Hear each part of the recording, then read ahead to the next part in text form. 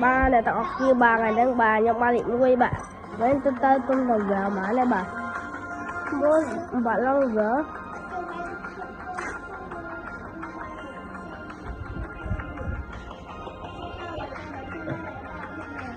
quay rồi đây là bông kho gọi lên trong này mắm quá lấy để dùng cái áo bệt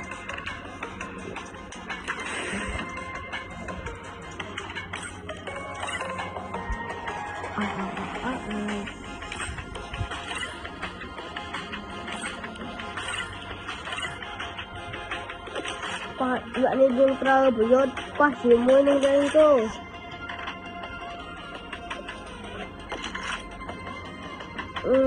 rồi tinh tầng chín đi nè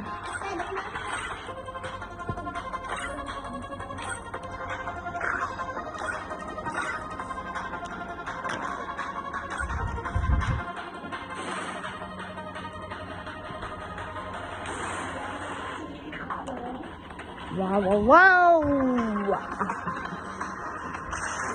để mình ăn con lên bên kia bộ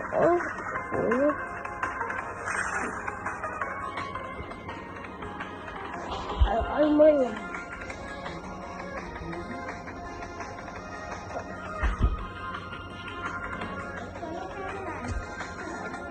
bố con lấy bò thì con cho bà bỏ đấy rồi ăn cả hai cái cái này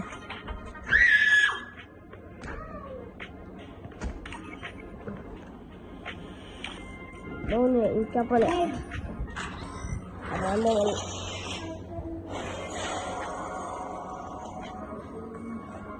qua ta nó xem con nó ai còn đây được rồi đây nuôi chết ơi ta đâu có đây nữa em kia dạ mình trâu bây giờ phải chỉ môi nữa đấy đây lúc khai mà còn cho ba mất xong rồi sao một đêm nó bay trên cùi aku chứ chả từ lọc đây mình cài trong tôi đây phải và tầm tư rồi khi ăn ca này lại ăn ca ba nơi không là chơi rồi đi mua mém rồi thay cô vào bếp rồi xong rồi đây cho lý rồi còn đau một ringo phi đi về thế gì crop chứ bao nông cơ về đấy có sọc ringo về nơi bên này ngâm công phố lên game modify dạ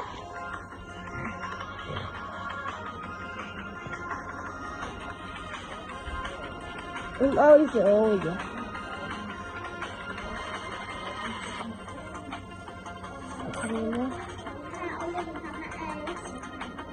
con tôi bông nó lên game mà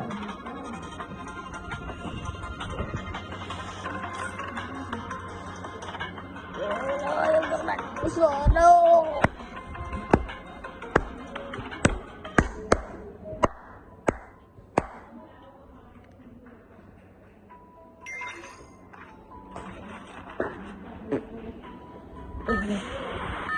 là cái ta chơi là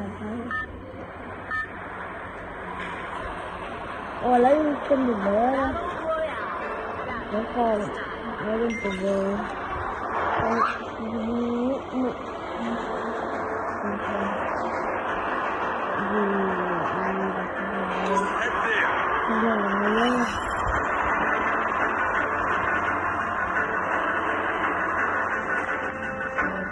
Còn tự đó mọi người phải tự tự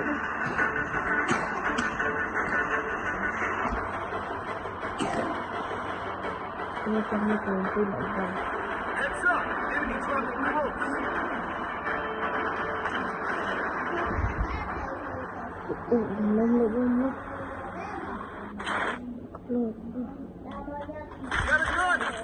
tungkat saya tungkat dulu itu yang belum cari mam sok bakal kunci Head there. Ule cho chúng con này. Ule đây này đây. Đó này. Đây là skin.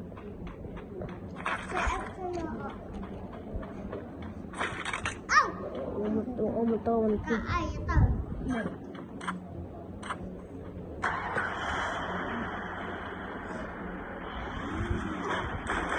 Ôi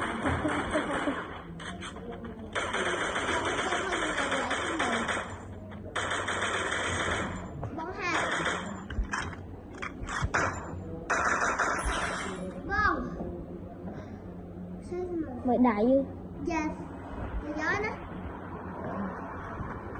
nãy ra đâu tôi nói thế này apa kenapa ambil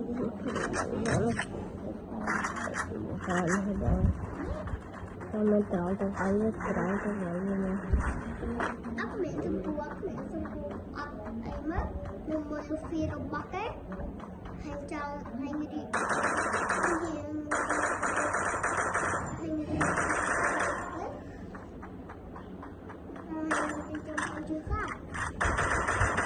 Double kill. bà là ban pin này bên mặt của em rồi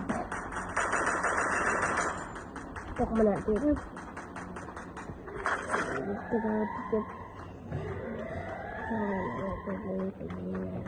rồi kia mồi cái đó cái này bộ đẹp lên cùng kia nữa cái view hột màu rồi cái snap hoặc kêu Triple kill. các bạn chuột thôi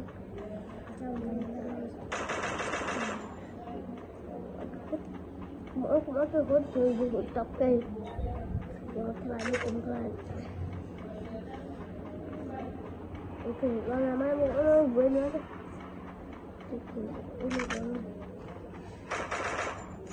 Quadra kill.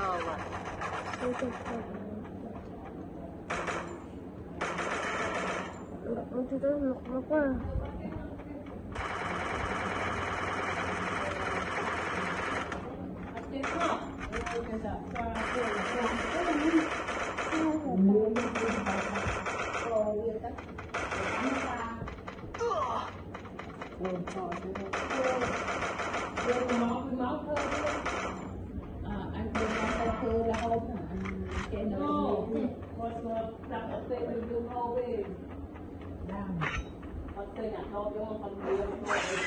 Dominating.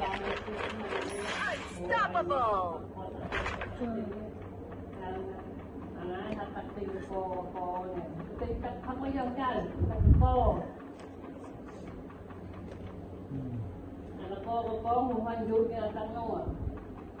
Rampage. còn nó mặc hẳn Head there.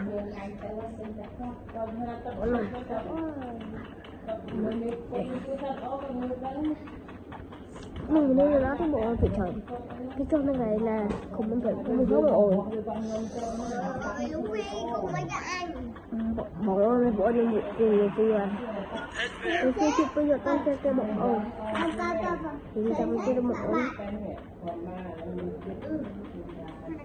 lo đấy đây là không ai đặt đấy Head to the tech workshop.